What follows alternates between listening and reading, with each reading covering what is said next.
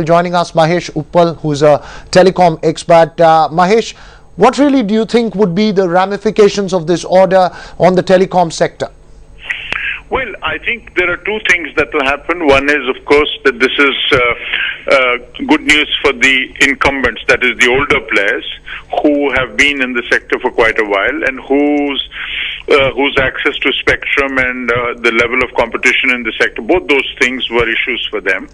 And clearly, the cancellation of these licenses is good news for them, and there'll be more spectrum for them and less competition.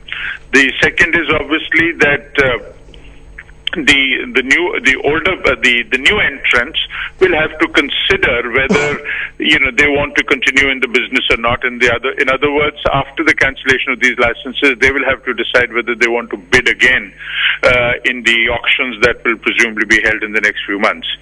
So that will be the other thing. And I don't think this is bad news for investors in general, because the fact that the Supreme Court has finally stood up for transparency and fair play, and even including rational management of spectrum, I think is very good news. I think for any wireless player, this is excellent news that spectrum will be managed in a way that is transparent and reflects its value.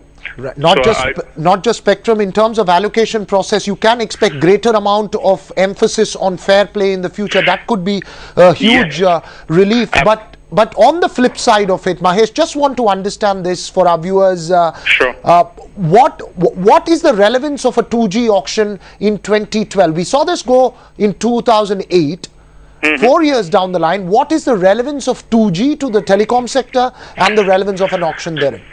Well, two things. 2G is still spectrum that is in great demand, and in fact, part of the reason why 3G auctions led to the kind of windfall for the government was precisely because there was no 2G spectrum available and companies had no option but to bid for 3G.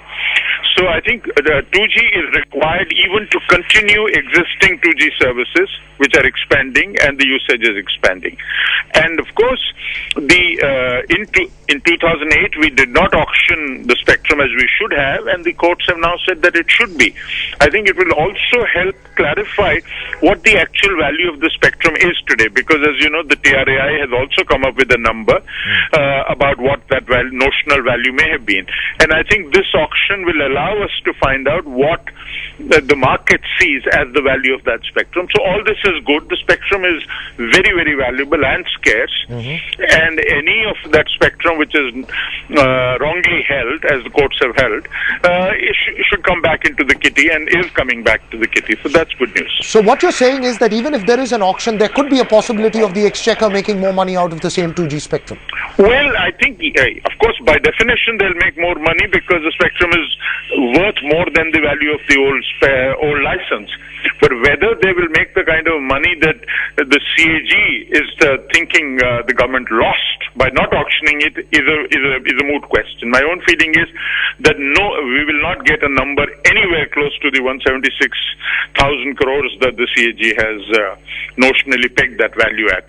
One small question, Mr. Uppal. You made the point the incumbents have a huge advantage now. The Airtels and the Vodafones will have a huge advantage over the new players. In a sense, you have a clear hierarchy now within the telecom sector that has been set, and perhaps will that reduce the competitiveness of this sector? Well, yes and no. Of course, in a very literal sense, yes, because there will be fewer players. Presumably, some of the players whose licenses are cancelled will now think again and maybe not bid. However, remember also that even before these licenses were issued,